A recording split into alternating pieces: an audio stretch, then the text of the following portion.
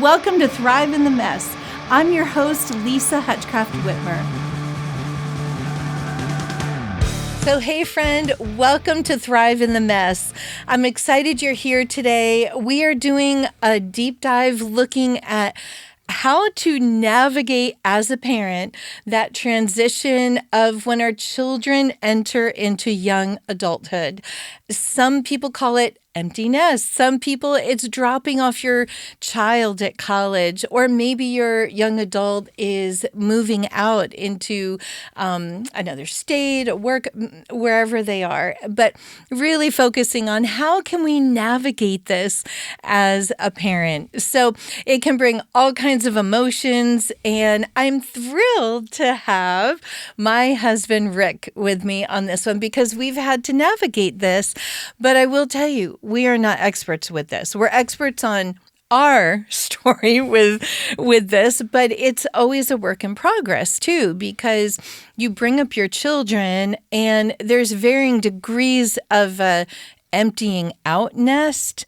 I know even one of my brothers, he has two children who are out of the nest now. And I had mentioned to him, I said, you know what, I'm actually excited. It's a different dynamic, but I'm excited for them, for their youngest to get, so they automatically get more focused attention. So, and because our daughter did, and even recently I said, we got to travel with our daughter more, just with our, with our our older two sons once they were off, and it just changes the dynamic when the oldest goes off, or maybe your only goes off, or then the next one, whatever it is, for work, for college, for whatever, and so. We've had an emptying out nest over the years, and so it's a new season. It's very different, so jump in anytime, hon, really.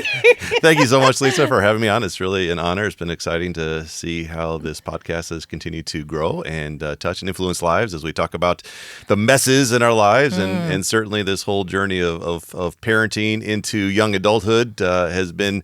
it's got its own kind of excitement, ups and downs, and some messes to it. And we've been trying to sort that out. And so where are our kids at now? We got 27, 24, and 21. So, we are all kind of in the 20s now. And all different degrees. Like our youngest is in college, and then the other two are working. And so, and I will say with our children, it was a big thing because each of them went far off. Like we're talking states away, all three of them. So I don't know if that reflected on us or, but we were excited that they were confident and excited to step out into the world and do that. But that does kind of, as a parent, you kind of are like, sniff because they're so far. And then you do have to kind of, one of the things I was going to bring up even is you do have to kind of change your finances a little bit too, because we wanted to go to any family weekend there was, and we usually had to fly or sometimes drive, but they were far, So we did not experience coast to coast. the privilege of in-state tuition. Somebody else has to explain that to me because I have no idea what that is. But no, wish. So we had the youngest. Right, so our daughter, we took to college a few years ago, and she chose a college out in the Southern California area, and you and I were real excited because this is kind of a little bit of a moment for us because this is our last one now that we're dropping off at college, and I remember growing up, I used to watch the Super Bowl, and there was always this commercial that would come on a day later, and it said, to the winning quarterback, hey, now that you've won the Super Bowl, what are you going to do next? You go right, and they'd go, I'm going to Disney World, I'm going to Disneyland, right? That was kind of like a big thing back in the day, and so, I felt a little bit like, hey, now that you have dropped off your final kid to college, what are you going to do next? And what did you and I say? We went to Disneyland. Let's go. And our pastor had even kind of championing this, as he's been asked over the years. So what are you going to do when your last kid gets dropped off to college? And it just so happened it was right near where it was. It worked out college, very conveniently. And so you and I were excited. It was a big deal. It was just kind of like, okay, so we're going to high five a little bit. This is a little bit of a milestone moment within our culture. That is kind of a thing. You dropped off your last kid at college, and we kind of felt like this little newfound freedom, like, oh wow, it's just you and I now. What are we going to do? So tell me what happened when you saw Mickey Mouse. Well, I will say, you're having a lot of excitement with this. Like we did have a lot of fun with that, but I know some parents are like, yes, 18, you're off our dime, you're on your own, all this sort of thing. For us, it still was, that was hard, like to take our baby out to California and dropping her off. But I loved the idea of a day at Disney with my husband. So that was very fun. But yes, when I saw Mickey, we have a picture of this actually, where I said, Mickey, we just brought our daughter to college and we have an empty nest. And I don't know, do you remember what Mickey did? He goes, and he's like, oh, like he's crying. Yeah. So, and you know what? Mickey personified the feeling of millions of parents. Yeah, it really and is. My heart, too. And I don't know why I felt compelled to tell Mickey Mouse that, but it was that moment of the emotion that goes with that, and then a little bit of, tear. But then we decided to have some fun. We didn't just sit in bed and cry that next morning, even though you're like, Well, I mean, what do they say? Disney's like this happiest place on earth, right? And so we're having a happy time. I mean, it was a fun day, and we're off and running. And I mean, I know for me, I can speak to my own emotion of that day. I was just a little bit of like, okay, this is kind of exciting, new chapter, and what a way to kind of kick it off. And we're like, all right, so our boys are off, they're doing well. Our daughter's safe at college, and it was around 2:00 in the afternoon, and we were just having a great old time. We saw a parade. Where I think you're going? Well, you tell me. The phone call came in, and what happened? Well, so it was our daughter. I felt a little guilty because I think it's just that mother gene. I don't know what it is, but anyway, just that. Should we really be having this much fun while our daughter is like having her first day of college? And it was rough. She called and we had found a table for lunch. The parade was just about to go by, I think, at some point. I don't know if that was that exact time, and I'm sitting there, not with a churro, but whatever. I know, it was the corn. It was the corn on the cob. Because I remember holding something and trying to hear her. And it had been a really rough day for her so far. And so that's kind of empty nest, sure, but we kind of view we're always on call. I'm not a doctor, but I am... always on call. I can say for certain the air just kind of went out of our happy day. It was just like all of a sudden I was like, I knew we shouldn't have gone to Disneyland. But I mean, to me, it was kind of a metaphor of just kind of what this whole journey's been like for us. It's like, we have, on one hand, kind of there's a joy and excitement, like kind of this is a new season. And then at the same time, there's a reality that, wow, our kids still need us. There is something, there's a role for us to play. So I'm excited about having this conversation because I do believe that as we kind of think about, what is our role as parents, I do believe at the end of the day, we want to, see our kids grow and thrive as young adults. And of course, I think every parent wants to see that happen. And this is a journey for us. So I'm hoping in our time together that as we share through some of our wins and maybe even some of our losses, that maybe folks who are watching this now, who are listening, can take away, okay, so there's some ideas that might encourage me. So I think that's what I hope to have happen. I should say also, when I mention that we're on call, I'm not sitting there by the phone, like waiting, like letting it control our lives, but we are our child's cheerleader. We take that pretty seriously of encouraging them because we live in a world where there's not a lot of encouragement. And so to be able to be that person, and I think of, okay, well, what does a cheerleader do? That doesn't mean every day we have our, pom-poms and, megaphone or bullhorn or whatever and short skirts. But we do, when there's a play that's made on the field, that's good. What they do, they're like, yay, keep going.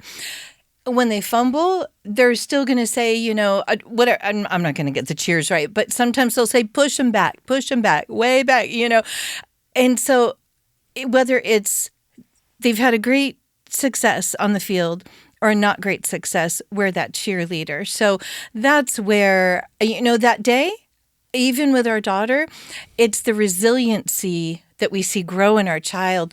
Boy, but I tell you, there are days that even with their children in their 20s, and I'm sure my parents felt this way, I'm sure every parent feels in some way, when they're little, And we had carpeting in our living room at that point in time. They're crawling and playing. And you have all the outlet plugs and the outlets, and you have the things on the kitchen cabinet doors so they can't hurt themselves with things and stuff. And there are some times that you wish, and we also had the top of the stairs barricaded off so they wouldn't go flying down the stairs. And there are times you kind of wish, wow, I wish I could protect my child's heart from all the things, and back then it was maybe crawling across a Lego or not when they were little, but you're trying to protect them from the boo-boos and the hurts of life at that point in time, and try to just let them know, hey, you love them. They're surrounded by that love and a safe place. And I know not everyone grows up with that either, but that was what we had really prayed we would have. And then as parents, you also, I say this so much of, you can do what God leads you to do as a parent, but then you pray that God will fill in the gaps, because we have so many gaps. Yeah. No one is perfect. There's no perfect person, no perfect parent. And so we prayed a lot that God would fill in where we're not going to fill every need in our child's heart. And boy, being a parent, every child is different too. So we have 3 children and everyone is uniquely them. So even all the different things don't, work, or you just have to really seek how to connect with each child or how to discipline each child, those kinds of things, So, but we can't always keep our child in that living room with all the safety devices and all, but we can encourage them, and they develop that, they have that confidence to go out into the world and just develop resiliency, and they tackle their own problems, but we're in the background and can cheer them on.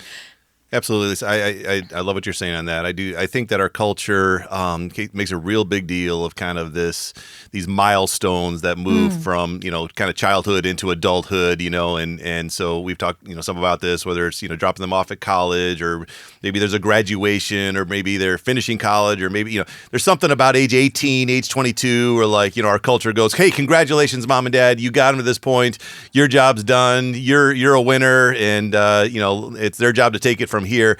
And to a degree, there's some truth to that, but I do think our culture is a little overblown, this idea of empty nest. Congratulations, mom and dad, you're done now. And just this metaphor of this empty nest, I think we've kind of come to symbolize, like, this big giant finish line for mom and dad. And I just don't quite see it quite like that. I mean, yeah, there's seasons of parenting. In fact, I want to make this real clear that, as we have people watching, consuming this, viewing this, this is not just for people who have kids in their 20s. This is for really parents of even younger kids, because, empty nest doesn't start at age 18, doesn't start at age 22. This is something that you've got to be preparing and thinking about way before that. And I like how our pastor really leans into this idea of control and influence. And he points us out that, when you have your child, this newborn, this baby, this toddler, in these early child years, you as a parent have a lot of control at that point. Hey, son, daughter, do this, don't do this. They're fully dependent on us. Yeah, right, and we have this great ability to kind of have our hands around and, control as much as we possibly can. The challenge is that they're going to grow up at a certain age, and you no longer have that control. You no longer can just, point your finger and command and say, do this, don't do that. They're going to need to, at a certain point, have their own buy-in, their own desire to say, I choose this, not mom and dad choose this. And that actually begins, we felt like that began even sooner. It really does. We wanted to instill certain things while they were still in our own home. If a mistake is going to be made with something, or varying degrees of, honestly, some parents, I think, probably thought we were not too smart, because one area we did not install like parental filters on their phones. We're not always going to be there. We're not going to be the person checking their phone or whatever. We wanted to instill in them certain, they need to decide what do I want to let into my heart and life? And so, we would talk about like Proverbs 24:11, of guard your heart, for it's the wellspring of life. What are we letting in? And our kids were a little grossed out because I would talk about, we do have a well. And I was like, well, what if we let our water from like washing our hands, go out there? And they're like, would you want to drink it? And it's like, and then, well, what about if our shower water and bathtub water ends it? Well, then you're kind of like, do I really want to drink that? Like, we're always like that nice, clean, fresh glass of water, And then, what if when we flushed our, the toilet, what if that went in there? Our daughter was like, ew, mommy. And I said, but what are we choosing to let into our heart and life? Whatever it is, musically, for me, I have to say, I'm not going to watch so much news on some things because there's so much sadness in the world, and I just can't. It drags me down, and so that's where I have to say, you know what, I can't do that, and so I intentionally, when I want to see new, and I'm not saying live like, not knowing things ignorantly, but I will intentionally seek to read or watch news when I choose to. But there are certain things everyone has to know. What are we putting into our heart and life? Because when we were growing up, like, not to sound like ancient dinosaurs, but we didn't have 24/7 incoming. I was talking with our children recently about how the 24/7 news cycle, there's not enough going on in the world to talk 24 hours a day, 7 days a week, 300 days. So there ends up being a lot of idle chatter, I feel like. And that to come into our minds and hearts and lives, that's a lot, So are we guarding our heart, saying, do I really need to see all this? Like, I can learn the news, I can see certain things within a short amount of time and then back off. And now, my dad would come home and watch the 5 o'clock news, read his newspaper, and then there was a cap on it, pretty much. Like, you could watch news in the morning or late at night too, but it's just so different now, and there's so much with the internet and different things, which is fantastic. We can find a lot of information, but it just can be a lot. So as far as like even our children with their phones and all, just instilling a grid of, what are you putting into your heart and life? Because that's their choice, honestly. We're not there to do that every day, and we weren't there doing that then. Now, I'm not saying that's up to every parent to choose that, but that's just kind of one example. So different degrees control lessons along the way. And then can you touch on the influence part? Well, yeah, I mean, exactly, because I want my kids to really, one of the things you and I did, we tried to answer a lot of the why questions, because at the end of the day, on that journey from control to influence, your goal as a parent is to help them to own it. So for them to choose, all right, this is why we do certain things. This is the reason behind. It's not just because you told me to do it. The trust and respect that that our kids have in us as their authority figures. At a certain point, they realize, oh, I get to make kind of some of my own decisions now, and I get to kind of realize, what do I want? And what's the dividing line between control and influence? I mean, at a certain point, it's all influence, right? And certainly as we get into these young adult years where we're talking about kind of this empty nest phase, at that point, it's all influence. It's like, what have you done to help your kids own it in a way that they can trust? And I've kind of got in my own head kind of about 12 years old maybe is a pretty critical time as they kind of move into their teen years. If you haven't spent those early childhood years really pouring in and really helping them develop their own sense of confidence, their own sense of why we choose to do things, and values that they say, these are my values, not mom and dad's values. Right. I think if you don't have that by the age of 12-ish, give or take, there's a good chance that you might be really fighting with them for a lot of years to come, into those teen years and then definitely into the adult years. And if you've lost influence at that point, sometimes it's really hard to get that back. Not that you can't. I mean, obviously God can redeem any heart at any point in time if we want to go down that direction. But as much preventative you can do on the front end to help them really own this is kind of what I like to say. And really just so I think of how my dad, I think there was a submarine years ago, the USS Thresher, that imploded. And I think it went too deep. Well, the pressure on the outside became greater than the pressure on the inside. And it imploded. Oops, yeah. And with that, that's the goal, I think, of every parent. We don't want our child, as a child or young adult, to implode. Whether it's that call at Disneyland of this is a really rough day, they're not going to implode. And that sometimes they just need an encouraging word or comment, or just an I love you, I hear you, whatever, or I agree with what your plan is. And so that helps get the pressure on the inside where they can withstand the pressure on the outside. And there's a whole lot of pressure in our world right now with all kinds of things, with decisions and different things. So I love that. And then with along with influence, I think we also have to touch on sometimes, like we want to be very careful we're not overstepping with saying things. You and I kind of think a little differently sometimes. I might sometimes feel like, I'm their mom. I feel like I should probably say this, but I'm going to say it, but I don't ever say to do it my way, because they're on their own. They're a young adult, and I can express something like a concern, but they do that with me too also. And I do respect my children's thoughts and input. And so now we're at an age too where these are people who I am closer to than anyone else in the world. And so do they trust us? Do I trust them? And so sometimes, we might enter into something and say, we might be a little concerned about that. But we also are supportive. We love our children. We're there for them and encouraging them. So it depends. Also, some people say don't say anything.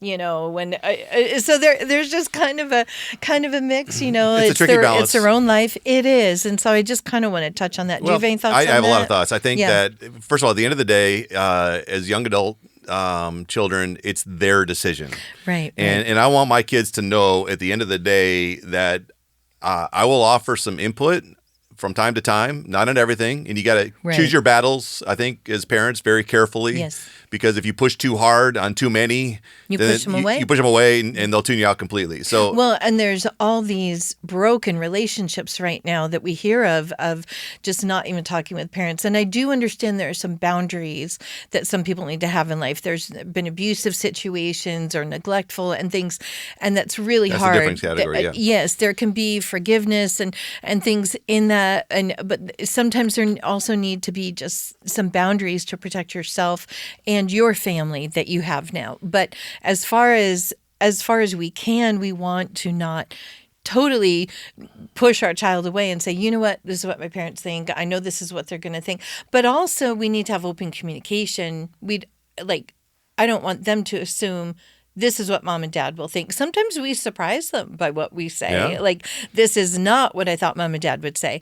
But then the same way too. I don't want to, keeping it. But even with us, I don't want to assume they're thinking a certain thing. So that's all just open communication, which I actually also want to talk on. But I didn't know if you had other thoughts on that. Well, I mean, I do think at the end of the day, I want my kids to know that I do trust them. And I'll say often, I'm proud of you. Right. I want them to know that I believe in you. We do have to allow for them to sometimes make some decisions that might cause them to fall flat on their face, and that's really tough as parents, right? I mean, we had parents who did that with us too. Not bad, but we kind of have to see where it helps us find our way sometimes. Well, and that's a big point, that adversity sometimes is needed for us to be able to grow. This is how God works in our hearts and lives, is that he allows bad things to happen sometimes so that we will grow. What does it say in Romans? That when you have suffering, consider it joy, and there's perseverance and character that develop out of those hard situations. But I know as parents, especially in our culture today, we hate to see our kids suffer. We hate to see them have to go through hard times and through adversity. I want those outlet plugs. I know. I will say, the metaphorical outlet plugs for everything One in life. not great parenting moment for us. My brother was getting married. Mm-hmm. We were at the rehearsal dinner. People were singing a hymn, a beautiful song. We have this all on video. Yes, and I think you're playing. It's ends in a total train wreck at the end of the video. You're playing, I think, the accompaniment for it at the piano, and I am. I have I think there were like 4 and. Maybe a year and a half. And two so, boys at that point. So I am videoing, panning across the room, this beautiful, calm singing. And then I go down to, on camera, you see my sons, and our, 18-month, 2-year-old is about to stick a fork in the outlet right there. Total video goes total shaking. And yeah, so, when you think of the outlet plugs, but we can't always do that. Now that would not have, that's control. We have to stop. You're about to you're about to hurt yourself. I'm going to stop you. And one thing I want to do, I kind of want to get into what are some encouraging things too. But one thing that I learned, I'm not always the best kind of seeing myself at why I like certain things in me. But one thing I learned, I think in the past few years through this more of an empty nest season, and even with you, we realized it more in our marriage, and we've been married like a bajillion years. So is presence, and I don't mean like presents with the bow on top, but presence with people being there, and how much that meant to me. I never put a finger on it that way, because when our children come home from college and stuff, parents, I don't want to have a big lineup for them. I would come home from college and I was exhausted. Mm-hmm. I literally fell asleep face down in the living room, just with a blanket and pillow, when I came home on my first fall break even. And so we don't overschedule, but we didn't want to do that when they were younger anyway. But especially when they come home, we want to give them space. We don't know where they're coming from exactly. Even if we've communicated through the semester, you don't know exactly where your child's coming at when they come home. So we try to give some space for rest and then some fun family time or whatever for them, So, but sometimes we just need to sleep and eat, just have nutrition and just recover a little bit. But I was I don't care. I just love that they're here and that they're near, mm-hmm. and that presence. Mm-hmm. And, you think of those sleepless nights, if someone, is listening who has young children, all of those actions lead up to when your child goes away, that confidence, it's instilling that value, that worth, which comes from how God has made us, uniquely us.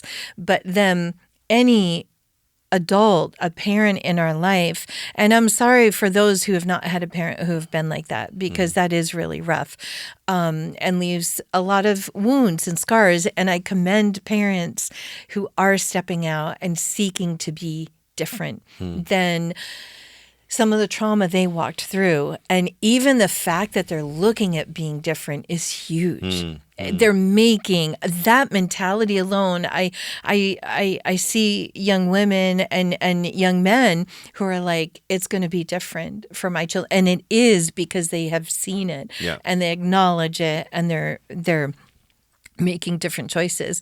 But all of that leads up to all that presence, you're with your child a lot when they're younger, and waking up with them and feeding them, the middle of the night feedings where you're just exhausted and you can't even sleep, and you would then usually change their diapers, and then they'd go back to sleep, and all, but all of that, it takes a different shape and form, of course, when they're a young adult, and just being near and maybe quiet sometimes. We have a mix of extrovert and introvert in our family. So I've had to learn a lot of that. But that was just a big realization to me of how I love presence, just being near my people. And empty nest, you don't have that, as much, It is. So you got to, enjoy those moments when you can. Right, right. They're going to be less, and that is a change. For us as parents, we have to be willing to release that. The presence quantity is not going to be there like it was previously, and so there's a season that's changing there. And you make the most of all the moments leading up to that. Of course. Playing blockers, playing Uno, all the different things. And so for what I believe, though, at the end of the day, it's all about relationship, and I want to make sure that there's communication lines that are open, that there's trust, that they know at the end of the day that they've got cheerleaders, they've got mom and dad that are believing in them, that have their back.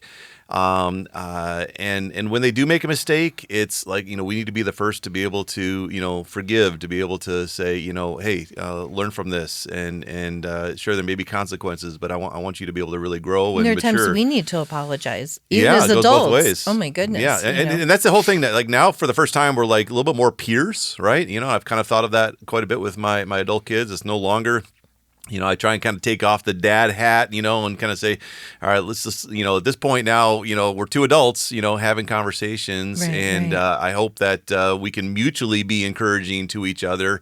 And to me, kind of that's the long-term goal. I mean, none of our kids have spouses yet, but when that point in time comes, then all of a sudden there's a whole new dynamic there. And then you've kind of got families. And then, at the end of the day, I mean, we are, as parents, our job is to steward these young people and then let them go and release them and turn them loose. They're gonna. We really hope and believe they're going to outlive us and have opportunities that we'll never see. And at the end of the day, I think that's what God wants from us as parents, is to be able to invest in these kids. We don't own them; they're not ours, And when they're very little, I mean, you can't even begin to conceive of this. They're just like, oh, they're so. I just, the moms especially, I hug my kids, and I got my kids, and I'm a boy mom, I'm a girl mom, I just love this, and like, okay, well, guess what? That's going to run out. And then time from flies. The dad perspective, a dad can, either parent can try to unconsciously, Very much so, it's not always conscious, but we've talked to so many young people and adults who are like, yes, I put too much pressure on my child, of trying to live out, expecting them to live out what I wanted them to do, to be that doctor, to be the whatever. And that's something even when our children were little, was trying to see what are their gifts and talents and leanings, and encourage that. Do they want to do sports? Do they want to do, and this particular sport, there's so many different varieties. Do they want to, do music? Are they interested in that? What are their different interests? Are they creative with art? Because I'm not, but I would keep a whole thing where they could, paint, glue, whatever, and at least encourage that, even if I wasn't. So trying to encourage their particular gifts and talents. And I do want to jump into also that there are a couple things that I wanted to touch on in particular, of how to connect in this new season in different ways. And the first one is how to connect with our young adult child.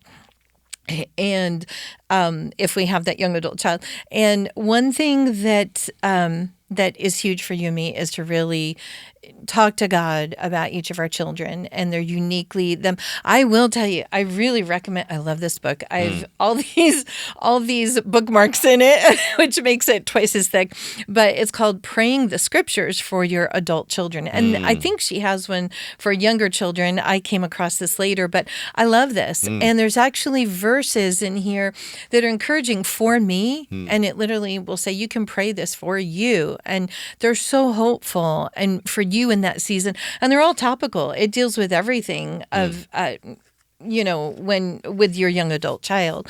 And then also things to pray. And sometimes I'll even put the date by it in there. But I do that in my Bible also a lot of times, maybe put a little date by it and things. So that's a huge thing. We do need to pray, and praying for our kids is so vital. You and I did that even this morning for our kids. I mean,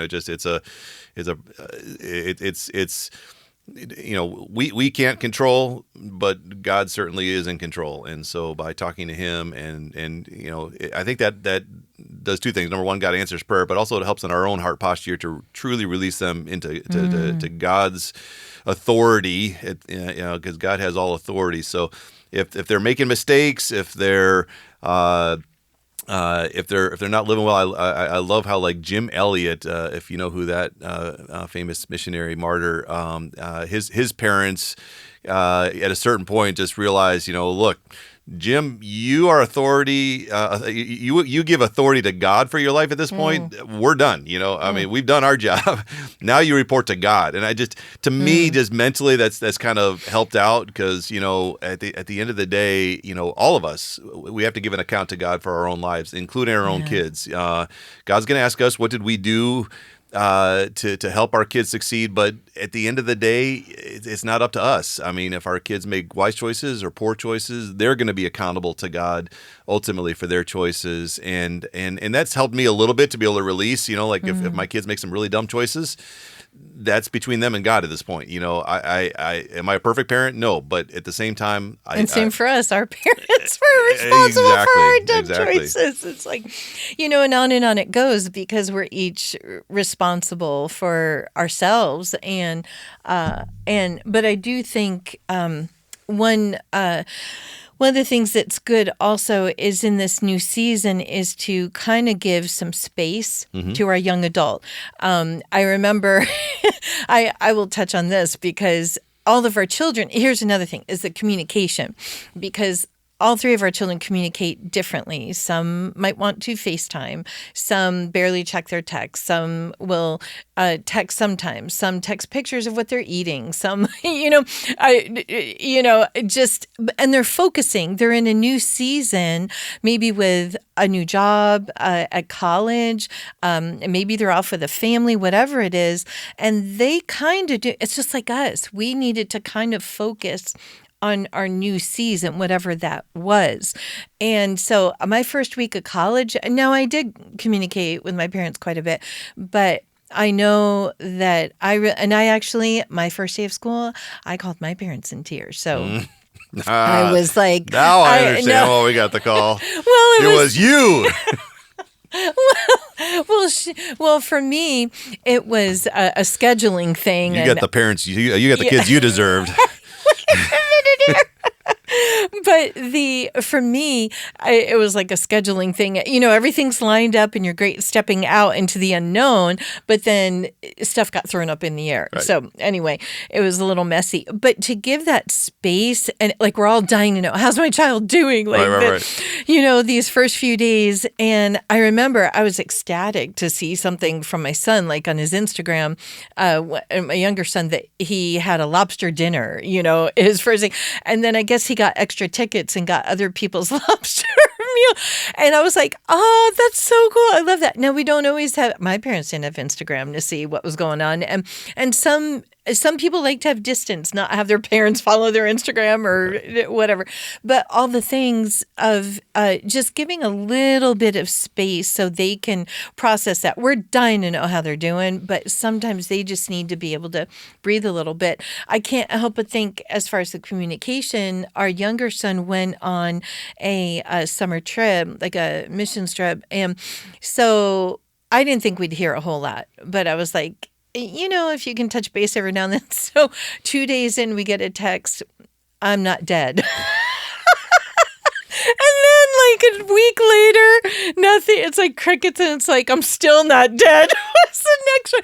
And sometimes we got to be good with that. That's a lot coming from that child. I remember you appreciated that. Oh, it was huge. Oh, good to know. It's my love language. You answered the biggest question I had. That's every parent's question. Are you alive? Are you? And then our older son, he has joked. He travels the world with his work and all. And there was one time I'm like, so yeah, how's it going or whatever? And he's like, oh, I'm in an alleyway but I'm doing okay. They just beat me up for a little while. I'm like, what in the world? And then I made it okay to my hotel. I'm like, they know how to yank our chain, don't they? Sometimes. So, yours especially. And so all that to say, It is a season of where everyone's getting to learn these new roles, with each other. And something I had to heavily lean into, but this has been a verse for the past several years for me. After my mom died, she died the day after our oldest graduated high school. And I felt like God had prepared my heart. And I was like, okay, I'm good and I'm okay with our oldest going off to college. And I do believe God can make us ready. Mm-hmm. And so I was. Then my mom died. I'm like, I don't want anyone to go anywhere. I just wanted to hunker down. Mm-hmm. And our son had been meeting with young people, different places and things. And then he began needing to travel further, like over highways and scary roads, scary as this mom's thought on that road.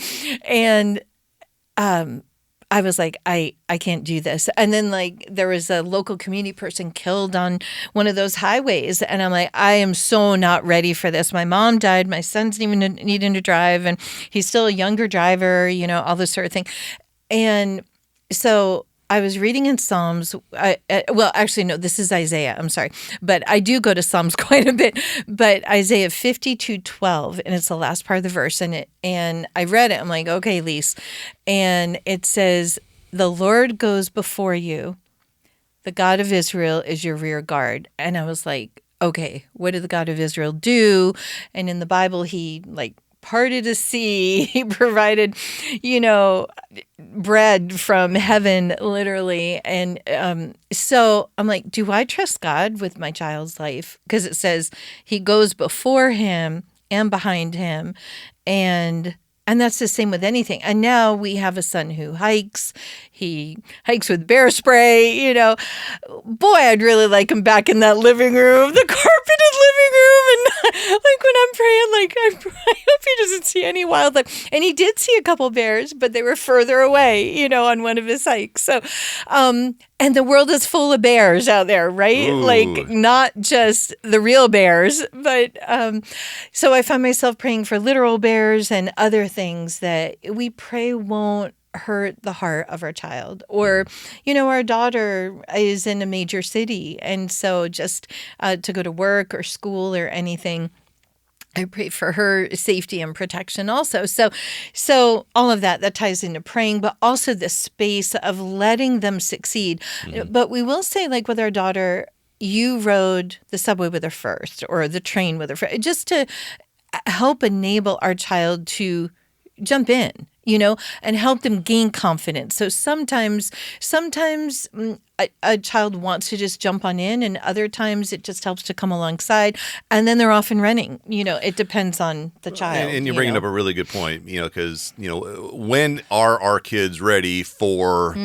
fill in the blank, And we always think never, right? In some cases. And yet we realize that's not realistic. So, how do we find that balance? And, and I do believe there are some in our culture that would say, the answer is this magic age and they're off, right. And whatever that is, and it's just kind of this, we pull out the ripcord. We just, you are on your own, and I think there's a lot of thinking that the best thing I can do as a mom or dad is just to let them sink or swim. There's a little bit of kind of a attitude with that sometimes, just I had to figure it out. My parent did that. Yeah. I had to figure it out with my parents. You're going to figure it out with your parents. You and I have been a little, more on the grace side of that, I believe, as parents, just trying to, find that balance, and there's no exact right or wrong answer for every family and even for every child. And, what's the appropriate age for this? You brought up, parenting controls earlier. There's just so much nuance, I believe, into doing this. So I would just say that for you and I, we've really leaned on the side of grace as much as we possibly can. What does that mean? It means deferring to them as much as we feel possible at the appropriate age, all along the way. And even into these young adult years, it's look, at the end of the day, I trust you. You're going to make this decision. I might not always agree, but that's okay, because I'm going to afford to you the grace. And by doing that, and we don't stop loving them in that moment. You don't stop either. loving them, but I do believe it just helps with the trust. This combative thing, parent versus child. I mean, we see that honestly every age, all throughout, the parenting journey and the young child years, and then into those middle school years, and certainly in the teen years. And when that carries on into adult years, and it's still just this kind of battle between my will versus your will, it just never really turns out very well. So I want to lean and defer to this idea that I'm going to trust you. You even maybe make some mistakes, and I'm genuinely okay with that. I've released that to God, because ultimately you report to God, not to me at this point. So therefore, I'm going to afford that grace to you, because I want to have the trust, the relationship, so that the next big chapter that comes around, I have a seat at the table with you, that there's a relationship that we can continue to have a conversation when you move into, the choice for a spouse, and then your kids, our grandkids. And then, as you move on down the road, though, obviously there's so many things that we think we'd love to do, but at the end of the day, they are now the adults and they get to choose. Right. And so much good in that. I will also, something that has been something for me and for us is how to connect across the miles in different ways. We talked about like communication. Sometimes we've had wins like for both, our young adult child and us. Sometimes it's been a little harder to really find some people are like, oh, every Sunday we FaceTime our child or whatever. We did some of that, but we were more just kind of, hey, when they're available, we'll take that call. We'll, sometimes maybe they said, okay, this is a good time, or FaceTime, whatever. But they're the one who is like studying for tests or has work deadlines or whatever. And so we kind of are deferential with that. And I know some people might say, oh, that's still very kid-centric, having an empty net. But it's not. It's just seeing any friend who's going through a more challenge. My schedule is a little more even-keeled than theirs right now. I remember what college was like. It was just like, late nights and trying to do all the things. And frankly, I think anyone who goes off to college or, is handling their lives with a new job or something, they're doing all the things. They're eating food, they are sleeping, and maybe not getting as much sleep, but do I always get enough sleep either, And then doing their laundry, like they obviously are having some clean clothes and things. They will learn how to clean a bathroom if it's disgusting enough. You know what I mean? There's just different things. I thought there was a line in there, but then I keep getting surprised as to how much further that line goes out. But I think there was one situation we learned of a guy in college one time who they didn't clean their floor in college. They just put like cardboard down or something and covered it up in their mouth. I'm like, but over time, people learn to deal with these things. They're not going to, it is that trust, with different things. So, and even if they never learn, right. Again, at a certain point, that's not our job anymore. So exactly. And so there are different ways to stay in touch, like the texting, the emailing.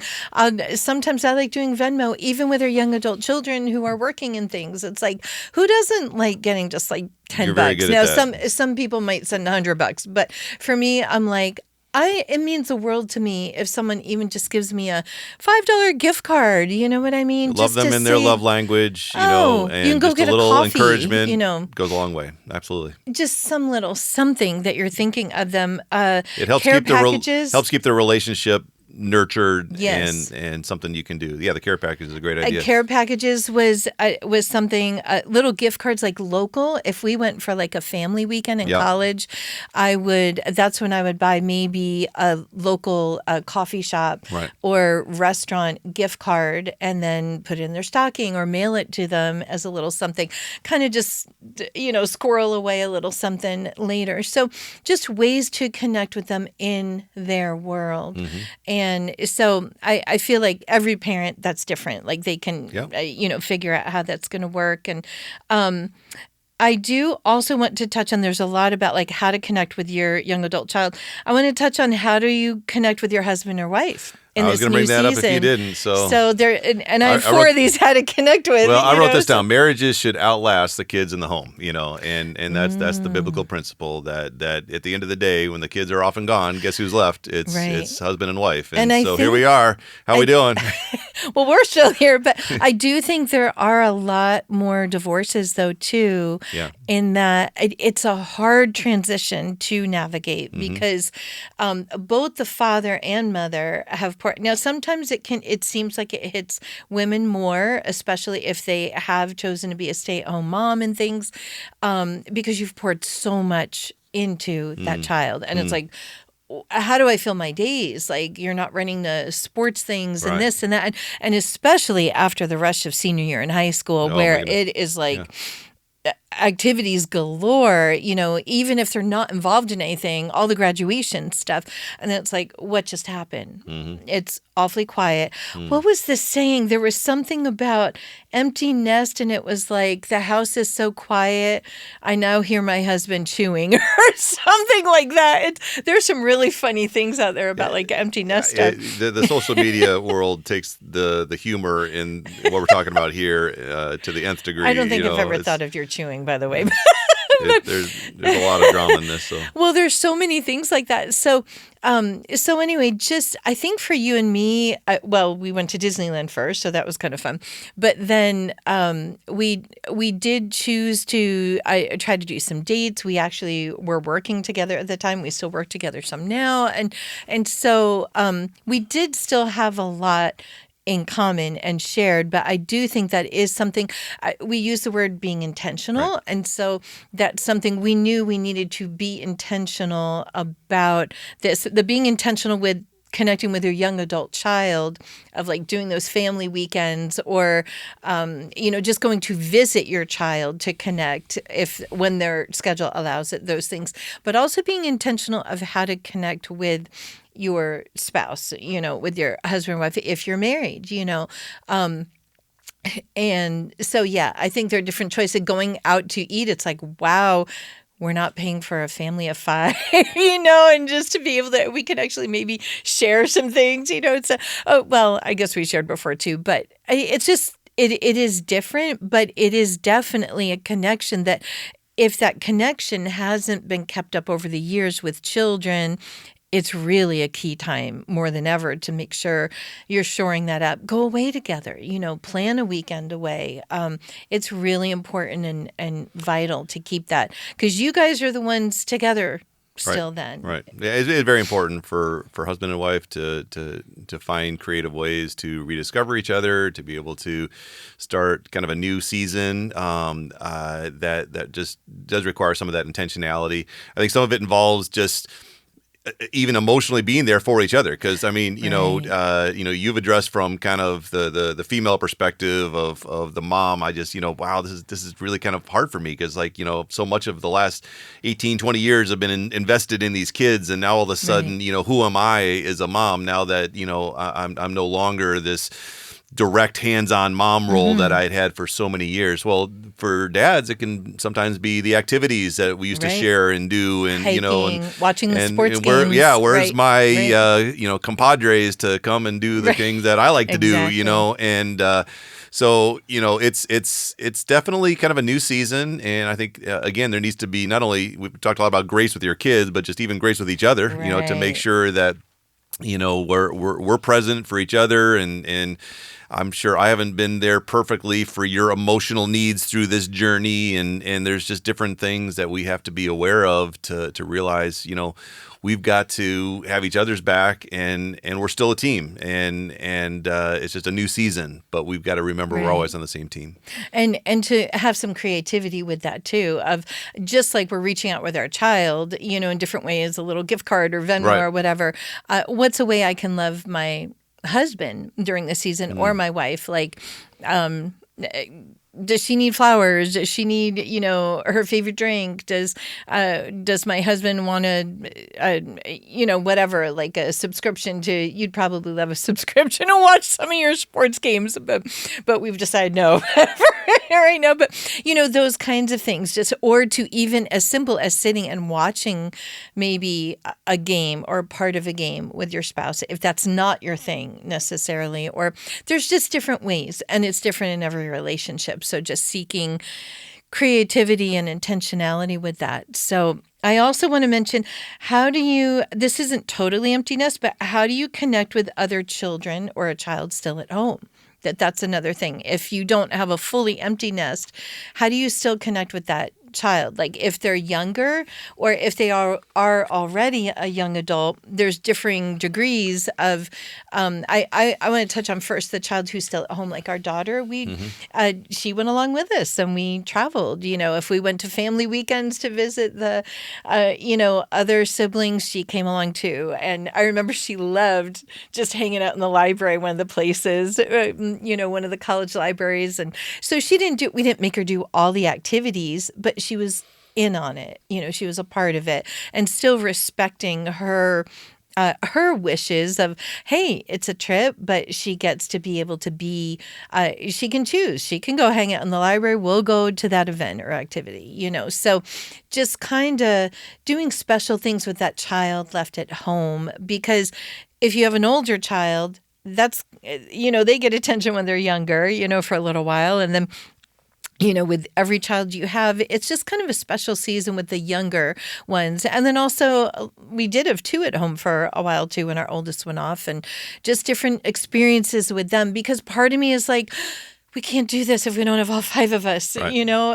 It's always been all 5 of it. And so that was something as a mom I kind of had to release and say, Lisa, it's okay. Like, go with who's here in front of you, and go with where God is going. And my 2 children who were still at home are my youngest, and enjoy it. Go whatever, travel, do miniature golf. And I'm not saying extravagant stuff necessarily, just choose to do whatever, going out to have lunch or coffee and spending time to get to know them. I do also want to touch on a child who's at home, who's a young adult, who has maybe come back to home for a little while. And that's a different ballgame. Also, even when they come back from being away at college or whatever, of giving them space, because we're not the same as when they left for college. They are a young adult who's been on their own. And we talked about that. I remember of just trying to give some space, mentally, and just how do we walk through that relationship when they come home? It's not like, oh, we're all going to sit down for dinner, at this time or whatever. You got to give some space, because they've had their own life now that they've been leading. So do you have any thoughts on those couple things? Yeah. I mean, first of all, I do know that our culture for a long time has said, once they're out, they're out, if you're coming back, you're going to have to start paying rent again and or for the first time. And look, that's up to each family, right? Each individual family, but at the same time too, we do live in a day and age where it's harder and harder for these young people today to be able to afford their own place, to be able to get on their feet and all that, and we want that eventually. We want their own independence. That's all our goals. I don't think there's a person listening that doesn't want them to have that independence, but the road to that independence may look a little different than it did in our generation, is my point that I'm trying to make. And I think we need to be, as parents, able to be flexible, even within our own culture. I don't think it's all bad if that child comes home. Now, I want them to be responsible. I want them to be working. I want them to be able to, they can't just sit around and just play video games all day and sit under my roof and, expect to be able to have all that provided. And I think a lot of times it's hard enough for that child sometimes to come back home because they want to be out and have their own place and all the things. But I've seen so many situations where it's documented in the news and all the things when I watch the news that it's so expensive. I don't know. You and I have talked about, I don't know how we would have made it because we started life, no jobs, no anything. Right. And we were barely making ends meet with a $550 rent in, where we first lived. And And so all that to say, it's hard for them to come home. And I don't want anyone, if our children are in that situation, for them to feel belittled, or you know what I mean. They're coming back already, probably feeling like, oh man, there's that reputation of living in mom and dad's basement. But there is a difference if they're working, if they're helping in different ways. Those kinds of things, stepping into, they're independent. And we acknowledge their independence. They are confident. They're a confident young adult and not mooching necessarily. I'm thrilled if, if they want to come home and be able to do something like that. So but it depends on each family.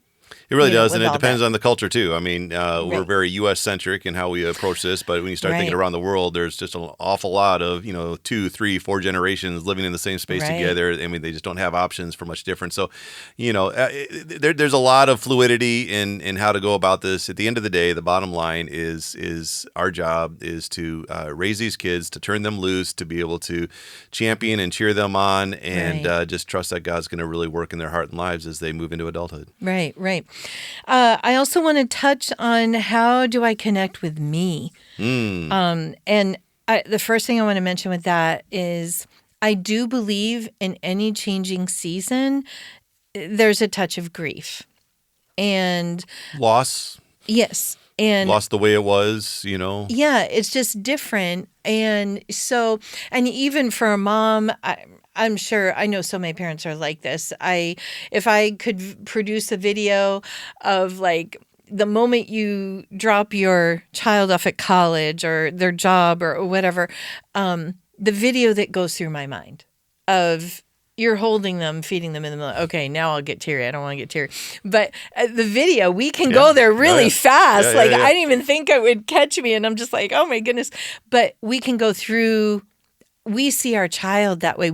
And then we're so thrilled that they've gotten to this point where they are launching off into life. There's no greater thrill as a parent, but to see your child is thriving. Right.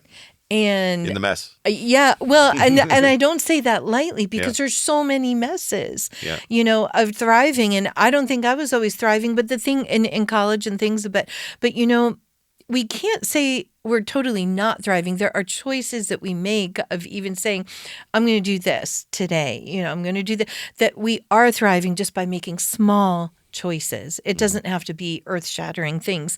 So I encourage with grief, lean into that a little bit. Write something down if you need to. Give yourself a lot of grace. We've talked about having grace with our children, grace with a spouse, grace with our young adult children who might come home, grace with ourselves. That's the big one. And I don't tell people how to grieve, but I do encourage people who are grieving, give yourself some grace and some bandwidth.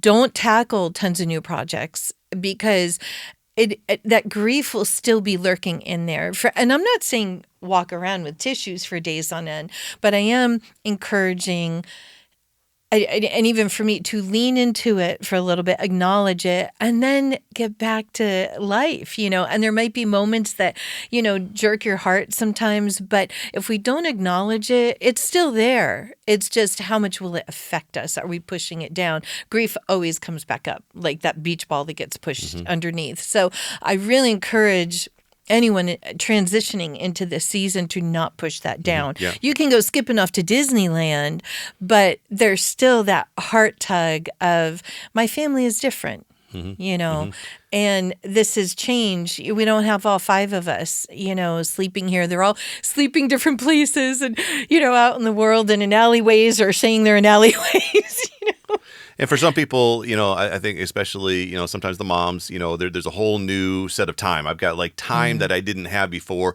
and I don't know what to do with that time. And that is where I think it takes a lot of wisdom just to be able to patiently trust and see where's God going. Do I have a new chapter and a new calling? honestly, for you, I mean, this whole podcast experience was something that God leaned into your heart and life of like, okay, and now that the kids are kind of largely off and going, I'd like to lean into something that you've had on your heart and mind for a long time. For other people, there are some new hobbies and some things that, maybe you can lead into that you didn't have before. But your point is really wisely, it's just to take some time to really sense. You don't have to rush into anything, but really trust in, okay, what is my next chapter going to look like, and to be patient in the midst of that. So in this season also, is there a purpose or a mission of some kind? Like, is there a way I can plug in somewhere? Because for a mom or a dad, this whole season leading up has been a lot about our child or our children. And so is there, what will fill in those places? What can I do? And some things can be volunteering, whether that's an organization or a school or something, or helping whoever. Sometimes it's connecting with people who you haven't connected with in a while. And because for me, I know my children were a lot of, my focus. For both of us, we chose to even go out for dinner with some other people who were in that season of just kicking off empty nest, and we're like, hey, let's go out for dinner, with other couples. And so who knows what that might be. That's different for everybody, but everyone needs a purpose and a mission. Maybe it's taking up, like you touched on, even a habit, gardening. Now that wouldn't be one of mine. Everything dies I touch. But anything, an old hobby, an old interest of some kind, traveling and exploring, decluttering. We still have not gotten done with all that. How many times did I say, oh, I'll deal with this once our children are gone? And I think we still have a bin of like some broken toys that we thought we would fix someday that will never be fixed right now. And it just needs to be trashed. But anyway, decluttering, and just really through that season, seeking God just through all the things, And for me, one thing I did, how to connect with me, I had 3 surgeries after that was one of our after once we were into empty nest time, because I didn't want to deal with those while my children were home, and so I could time them going to a family weekend and have a thumb surgery and then have a shoulder surgery or whatever, and that was great. I actually like doing it that way. Now we can't always do that, so that was not the most exciting part of empty nest, but those are just some things of even that's really key to just kind of say, how do I connect with myself even, and that touches in on connecting with others too during that season there. So and again, we are not experts with this. We just kind of are chatting on some of the things that have helped us even in this season. And it's constantly evolving too, because our children are all at different milestones, and if they call or if we go visit, and even being respectful in their homes, and going at certain times. And I love sleeping on the couch in our in one of our children's apartment. And it really is an exciting new season. And even though it can be emotional, it is definitely a change. And I love this. Isaiah 43:19 says in the Bible, see, I am doing a new thing. God's doing a new thing. Now it springs up. Do you not perceive it? And I love the thought that God is doing something new, not just in our child's life. Like, we think they're the ones who have all the adventure. They're off at college or a new job or something. But there's a new thing that goes on in our heart and life, and that's exciting also. We're not a washed up has-been parent. We are equipped with gifts and talents that God has given us, whatever that is, and we are uniquely us, and it's just a different chapter. We've been pouring into the lives of our children, but now we can pour into the lives of others, whether you're a mother or a father, and that's exciting. It is a new thing. Do you have any final thoughts? Final thoughts, the season when you have the kids at home, what an exciting season, and I know you and I knew that it was very finite, that there would come a time. We didn't bring up the marbles, but our church sometimes, passes out these jars with marbles that, have, one marble for every week from the time they're born all the way till high school graduation. They give it out at baby dedications. They do, and the idea is that your time is finite. Now, the little bit of the nuance with that is, as we've been discussing here, is that when the last marble is out and they go off to college, you're still not done. And so the whole point that parenting will continue on. It's just a changing season. So I want to make sure that while I do have them, Are you saying we lose our marbles when we're raising when we have the marbles, when we have them at home, invest in those times because that is a finite time to be able to pour in and to be able to invest, to be able to win the trust, to win their heart, to be able to have a relationship so that when they do go off into adulthood, that there's still a relationship there, that you can still have conversations, still have influence in their life, and hopefully move to the point where they're peers and you can have these ongoing conversations and relationship. It changes. It's a different season, but I do like your whole point that at the end of the day, as individuals, as couples, we now really need to continue to pursue, God, what do you want for me now in this new season? And I believe there's a lot of neat opportunities there. So thanks for the conversation, Lisa. It's been great. Thank you for being here. And friend, I hope this has been encouraging to you stepping into this. And it just seems like every fall, all the social media is blown up with the emotion of dropping a child off at college or a new season or a job or whatever. And so I hope this has been encouraging and for you and touches your heart in some way of just you have a purpose. You have a mission and a reason to be because God has made you uniquely you. And I just hope it is an amazing new chapter ahead for you. And it's constantly an ongoing process, just like it is for us too. So, and I hope next time, friend, you'll join me on Thrive in the Mess.